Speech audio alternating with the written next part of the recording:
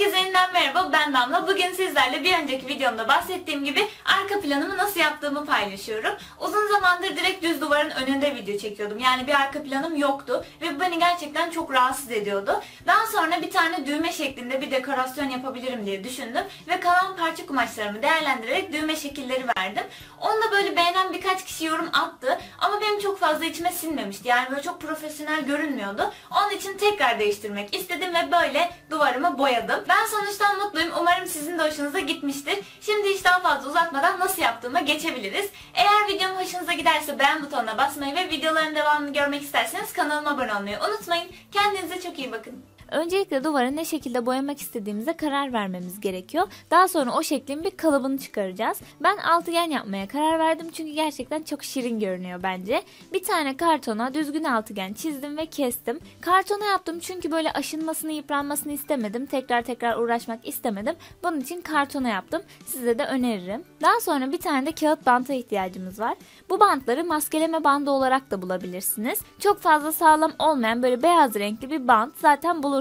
Yapı marketlerde, işte ucuzlukçularda, her yerde var. Bunların genişlikleri değişiyor ve bu genişlikler bizim altıgenlerimizin arasındaki boşluk olacağı için buna dikkat ederek almanız gerekiyor. Benim bantım 4 santim genişliğinde ve altıgenlerimin arasında da 4'er santim boşluk var. İşe duvarıma düz bir çizgi çizmekle başlıyorum. Ben burada kapıdan hiza alarak oradan dümdüz bir çizgi çizmeye çalıştım. Üstten veya işte yerden de ölçebilirsiniz. Birkaç yerden işaretleyip oradaki noktaları birleştirip çizebilirsiniz. Bence bu gerçekten önemli çünkü altıgenler eğer dümdüz dururlarsa anca o zaman güzel görünebilir, yoksa birazcık göz tırmalayabilir. Kurşun kalemle çiziyorum ki sonradan silgiyle silebileyim diye. Daha sonra kalıbımın arkasına bir tane bantı yuvarlayıp yapıştırıyorum. Yani çift taraflı bant gibi bir şey elde ettim. Daha sonra altıgenimi duvarda rastgele bir şekilde az önce çizdiğim çizgiden hizalayarak yapıştırıyorum. Ve daha sonra kağıt bantımı bunun etrafından bantlıyorum. Gördüğünüz gibi altı kenarına da minik bantlar keserek yapıştırıyorum. Yani onun bir kenarı olacak şekilde miniklikte. Burada hepsinin aynı boyutta veya hepsinin birebir gelmesine inanın ki gerek yok. Sadece çok fazla uzun olmasın, yani çok fazla abartmayın. Çünkü biz bunun iç çerçevesini kullanacağız ve hani iç taraflar birbirine denk geldiği sürece dış taraflarda hiçbir sorun olmuyor.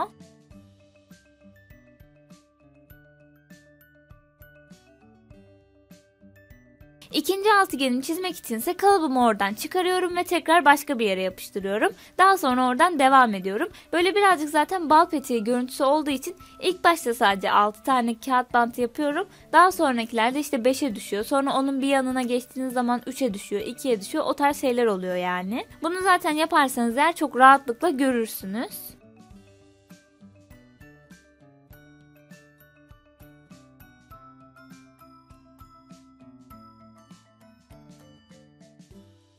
Daha sonra direkt böyle her yer düzgün, tamamen bir altıgen olmasını istemediğim için sol üst köşeye diğerlerinden bağımsız bir şekilde bir altıgen daha yaptım.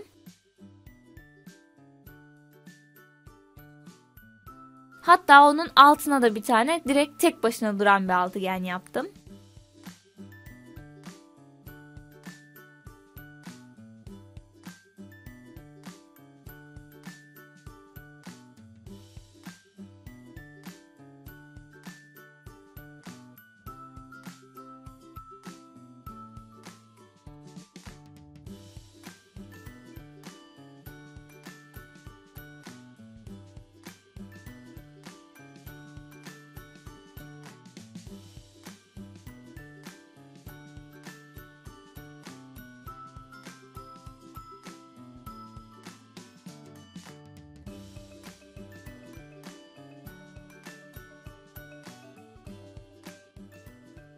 Şimdi boyalarımıza geldi sıra. Ben akrilik boya kullanacağım ama tabii ki duvar boyası kullanırsanız daha iyi olur. Yani akrilik boya da su bazlı bir boya ama sonuçta akrilik boya duvara çok iyi olsaydı büyük ihtimalle duvar boyası yerine akrilik boya kullanırdık. Yani bunu emin değilim ama akrilik boya tabii ki çok fazla renkli yapacağım için çok daha ucuza gelecek. Mesela bunlar zaten benim elimde olan boyalardı.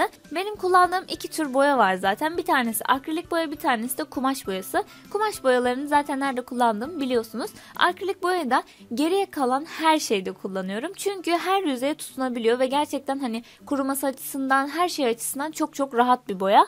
Zaten hani su bazlı olduğu için böyle çok fazla rahatsız edici bir boya da değil. Şöyle yapıyorum. siyah ve beyaz çok fazla kullanıldığı için ben siyah ve beyazı büyük tüplerde aldım. Ve daha sonra bu hani çocuklar için satılan setlerden aldım. Onlarla beyazı ve siyahı karıştırarak bütün renkleri elde edebiliyorum. Zaten o setteki boyalar çok fazla yoğun renkli oluyor ve ben onları hiçbir zaman kullanma ihtiyacı duymuyorum. Fırçalarımda bir tane böyle bir kıl fırçam var. Bir tane de sünger fırçam var. Bu rulo deniyor sanırım. Onlardan ikisini de kullanacağım. İlk önce ben fırçayla başladım ama daha sonra süngerin daha iyi olduğunu gördüm. Buradaki tek sorun çok fazla renk kullanacağımız için sürekli fırça yıkamamız. Eğer böyle birden fazla ve kullanacağınız kadar renk fırçanız varsa gerçekten çok daha basit ve çok daha kısa bir işlem bu. Ve şimdi de gördüğünüz gibi bol miktarda beyaz boya sıktım ve üzerine birazcık kırmızı sıktım ve açık bir pembe elde ettim. Burada önemli olan tek şey çok güzel bir şekilde karıştırmanız.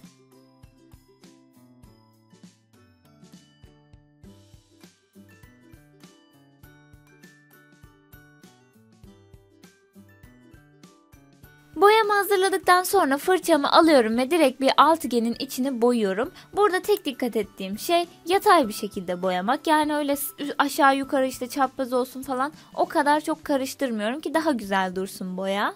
Ve bantladığım kısımları da mutlaka bantın içine doğru değil de bantın üstünden duvara doğru yapıyorum ki içeri taraflara doğru boya girmesin. Çünkü bizim duvarımız hani alçı duvar değil ve pürüzlü bir duvar. Onun için zaten bant tamamen yapışmadı ki bunun da sonradan acısını çektim. Aralardan boya çok fazla geçmemesi için yani. Eğer böyle pürüzsüz direkt bir alçıdan duvarınız varsa bu işlem kesinlikle kusursuz olacaktır. İstediğim yerlere rastgele bir şekilde boyadım pembeyi. Bitene kadar boyadım ve 3 tane altıgen boyadım. Şimdi farklı bir renk yapacağım. Ben temamı pembe ve gri adına yapmak istedim. Çünkü her şeyimle uyumlu oluyor. Onun için de gri boya hazırlıyorum. Bunu da yaparken tabii ki beyaz boyayla siyah boyayı karıştırıyorum. Beyaz boya yoğunlukta oluyor.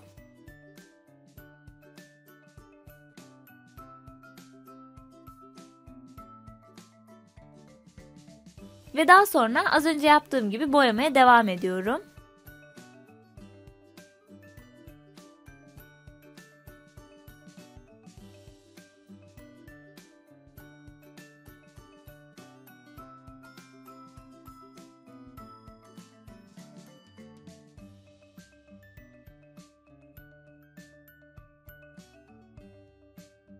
Bütün her şey çok açık renk olmasını istemediğim için aralara koyu gri, gerçekten çok koyu bir gri ve koyu pembe serpiştirdim.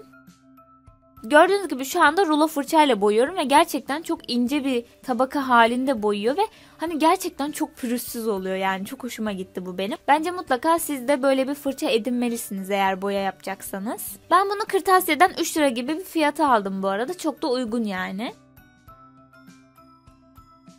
Şimdi araya bir tane de böyle gümüş bir ton atmak istedim. Bunun için gri metalik boya kullanıyorum. Zaten markasını falan görüyorsunuz şu anda.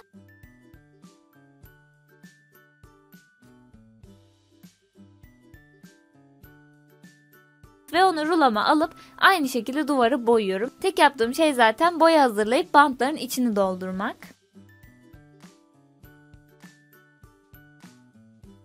Daha sonra kuruduğundan emin olduktan sonraki bu yaklaşık bir 30 dakika falan sürüyor maksimum. Çok hızlı kuruyan bir boya gerçekten. Kuruduğundan emin olduktan sonra aralarındaki bantları tek tek söküyorum. Ve bu var ya beni inanılmaz rahatlattı. Gerçekten onu böyle söküyorum da dümdüz kalıyor. Gerçekten çok hoşuma gitti. Bu arada az önce söylediğim gibi bizim duvarımız pürüzlü olduğu için bazı kenarlarda minik taşmalar olmuş. Bunu da şöyle çözebilirsiniz. Ben bantları yapıştırırken böyle bir şeyle karşılaşacağımı çok fazla tahmin etmediğim için birazcık öyle çok bastırmadım. Yani sadece yapıştırdım geçtim. Siz biraz daha iyi bastırırsanız ve bantın tam yapıştığından emin olursanız ve fırçanız da eğer rulo fırça olursa gerçekten güzel bir sonuç elde edersiniz diye düşünüyorum.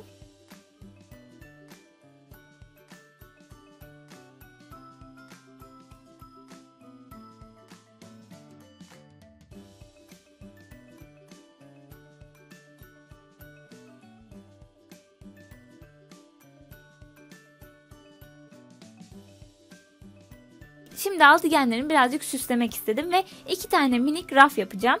Ben duvarı delmek istemedim. Zaten darbeli matkabım da yoktu. Onun için bir altıgenimin alt kenarına 2 tane çivi çakıyorum. Ve daha sonra bu çivilerimin üstüne silikon sıkıyorum.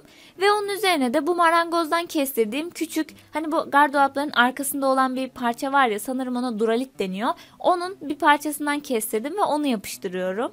Tabii ki bunun üstüne çok fazla ağır bir şey koymayacağım. Minik bir dikiş makine biblon var, onu yerleştireceğim. Hani onu çiviyle durdurmayı düşünmem bile marangoz abinin diline düşürmüştü beni, ki yaptım. Duvara da böylece çok fazla zarar vermemiş oldum. Sadece çivi izi kaldı. Onu da zaten boya yaparken altıyla falan kapatıyorlar, yani hiçbir sorun olmuyor. Rafımı yapıştırdıktan sonra biraz daha böyle bütün dursun diye, sanki orada işte farklı bir şey durmasın diye, aynı zamanda alttaki çivi çivi görüntüyü de birazcık kapatmak adına bunu da altıgenimin rengine boyuyorum.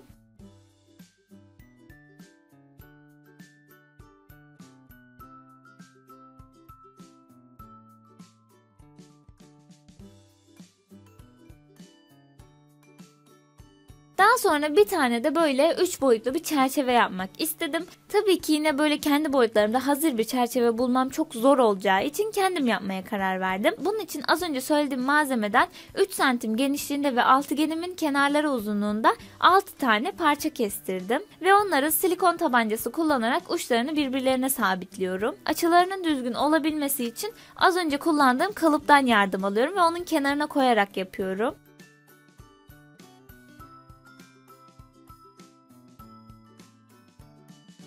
Daha sonra bunu pembeye boyamak istedim. Burayı çekim yapmadım çünkü çok fazla gerek duymadım açıkçası. Sadece dış kenarlarını ve bana bakan o ince yerleri de pembeye boyadım. Hani biraz daha düzgün dursun diye. Ve daha sonra simli bir kartondan şöyle bir manken silüeti kestim. Bunun da arkasına çift taraflı bant yapıştırarak bu çerçevemin içerisine yapıştırıyorum. Sanki o böyle ayakta duruyormuş gibi bir görüntü vermek istedim.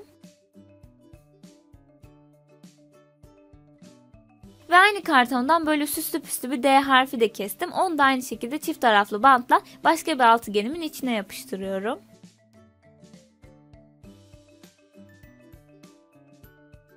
Ve duvarımın son hali bu şekilde görünüyor. Benim gerçekten çok hoşuma gitti. Umarım sizin de hoşunuza gitmiştir. Eğer videomu beğendiyseniz beğen butonuna basmayı ve videoların devamını görmek isterseniz kanalıma abone olmayı unutmayın. Kendinize çok iyi bakın.